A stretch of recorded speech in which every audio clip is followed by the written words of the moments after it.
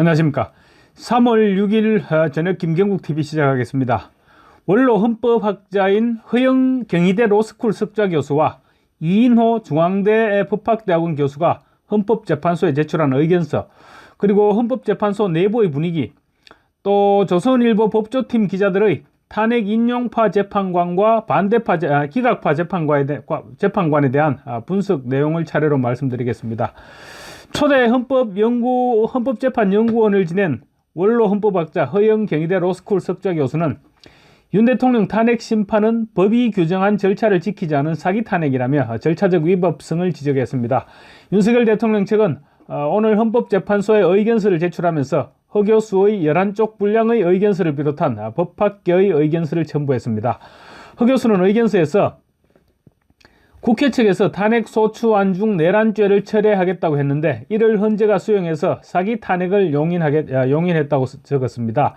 아울러 허 교수는 윤 대통령 탄핵 심판은 수사 또는 재판 중인 사건의 서류 송부 촉탁을 금지한 헌법재판소법 32조를 위반했다고도 지적했습니다.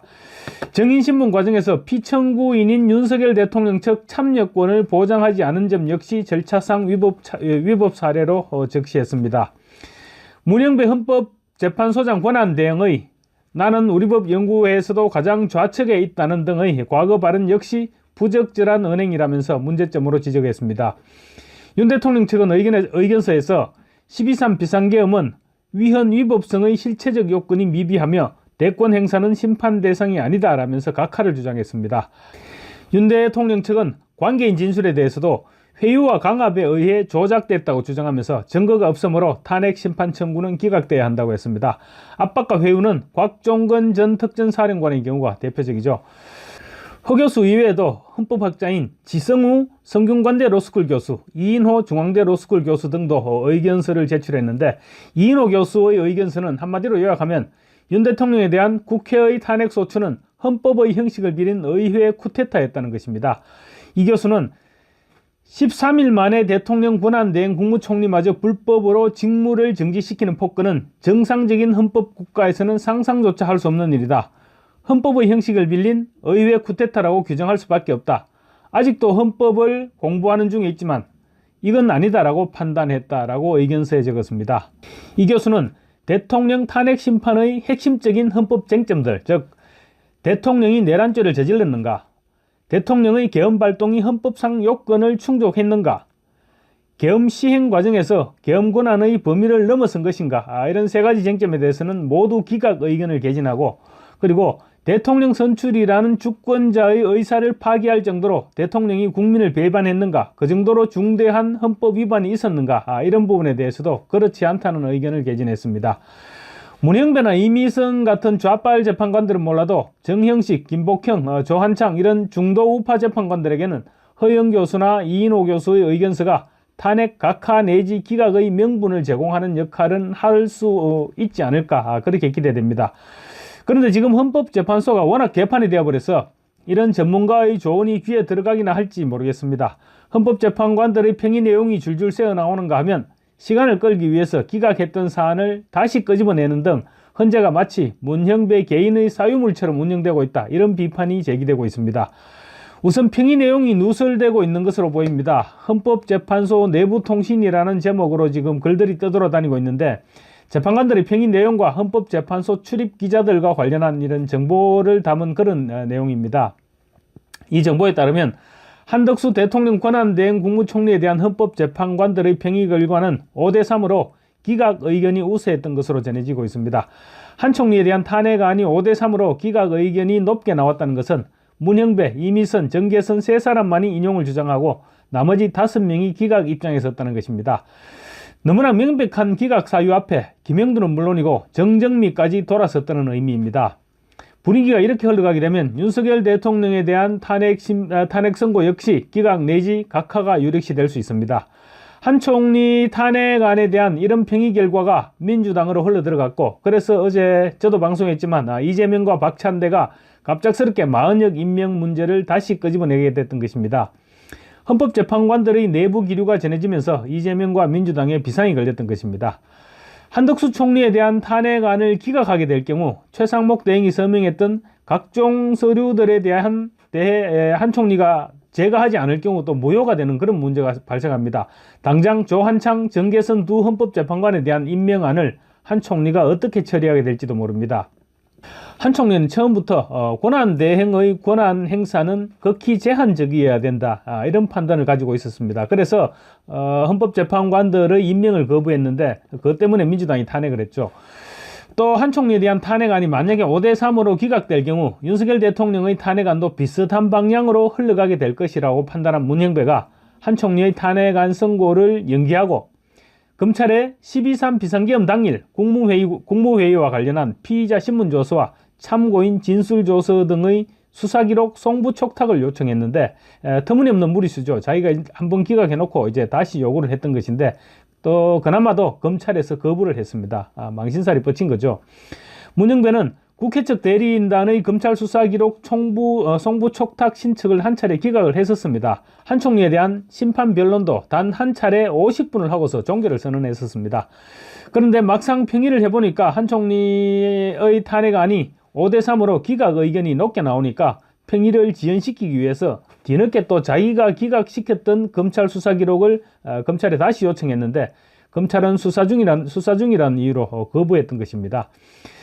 지금 헌법재판소가 문형배 한 사람에 의해서 엉망이 되어가고 있다는 말이 흘러나오고 있는 이유입니다. 내부통신에 따르면 헌법재판소 출입기자들도 헌재가 대통령 탄핵 심판 인용 조건인 6명을 확보하는 데 실패한 것으로 분석하고 있다고 합니다.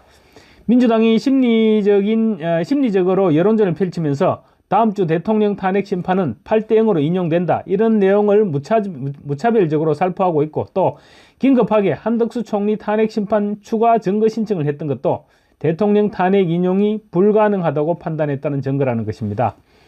내부통신에 따르면 민주당은 소추위원인 김이수 전 헌법재판관을 통해서 헌법재판소 내부 상황을 파악 중인데 분위기가 완전히 탄핵 기각으로 돌았으니까 이재명과 박찬대까지 나서서 최상목 대행에게 마흔역 임명을 노골적으로 압박하고 있는 것으로 그렇게 분석을 했습니다. 또 헌법재판관들 기류 변화와 관련해서는 현재 TF 관계자의 분석이라면서 3월 1일 탄핵 반대 집회의 압도적인 규모에 헌법재판관들이 상당히 부담을 느끼고 있다고 이렇게 적고 있습니다. 특히 모 헌법재판관은 지인들의 카톡에 올려진 광화문 영상들을 모두 다 체크하고 있다는 내용까지 포함되어 있습니다.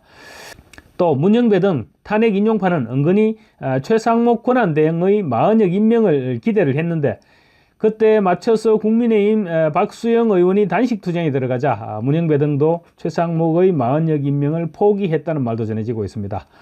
조선일보 법조팀 기자들의 분석이라면서 나돌고 있는 글도 흥미롭습니다.